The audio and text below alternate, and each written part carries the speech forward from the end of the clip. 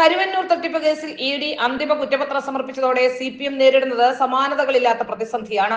നിലമ്പൂർ ഉപതെരഞ്ഞെടുപ്പിലും വരാനിരിക്കുന്ന തദ്ദേശ നിയമസഭാ തെരഞ്ഞെടുപ്പുകളിലും കരുവന്നൂർ വിഷയം ചർച്ചയാകും.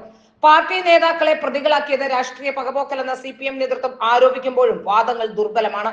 10 വർഷത്തിലേറെ നീണ്ടുനിന്ന തട്ടിപ്പാണ് കരുവന്നൂരിൽ നടന്നത്. തട്ടിപ്പുകാർക്ക് ഒത്താശ ചെയ്തതിനും പ്രതിഫലമായി വൻതുക കൈപ്പറ്റിയതിനുമാണ് നേതാക്കളും പാർട്ടിയും പ്രതിക്കൂട്ടിലാകുന്നത്. നിരവധി തവണ സഹകാരികളും താഴെത്തട്ടിലെ പാർട്ടി പ്രവർത്തകരും ചൂണ്ടിക്കാണിച്ചിട്ടും കരുവന്നൂരിൽ പാർട്ടി നേതൃത്വം തട്ടിപ്പുകാരെ സംരക്ഷിക്കുകയായിരുന്നു. പാർട്ടിയുടെ അറിവും പിന്തുണയുമില്ലാതെ 10 വർഷത്തിലേറെ ഒരു സഹകരണ ബാങ്കിൽ ഇത്തരമൊരു തട്ടിപ്പ് നടക്കുക അസാധ്യമാണ്. AC മൊയ്തീൻ ജില്ലാ സെക്രട്ടറി എന്ന കാലത്താണ് തട്ടിപ്പിന് തുടക്കം. അന്ന് ബ്രാഞ്ച് മാനേജറായിരുന്ന MV സുരേഷ് രേഖാമൂലം മൊയ്തീന് പരാതി നൽകിയിട്ടും നടപടി ഉണ്ടായില്ല.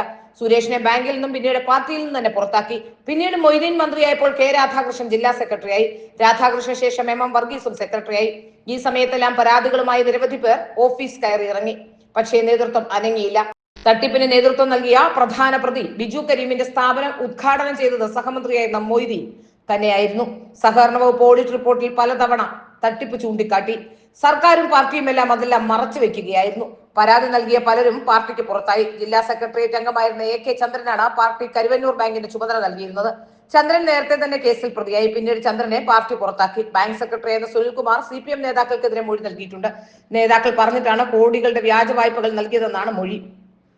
കേരളത്തിലെ സഹകരണ ബാങ്കുകളുടെ ചരിത്രത്തിലെ ഏറ്റവും വലിയ തട്ടിപ്പുകളിൽ ഒന്നാണ് കരുവന്നൂരിൽ നടന്നത്. ബാങ്കിൽ ചെറിയ വായ്പകൾക്കായി പണയപ്പെടുത്തിയിരുന്ന സാധാരണക്കാരുടെ ആധാരത്തിന്മേൽ വ്യാജ പേരുകളിൽ കോടികൾ വായ്പ എഴുതി ചേർത്ത് പ്രതികൾ തട്ടിയെടുക്കുകയായിരുന്നു.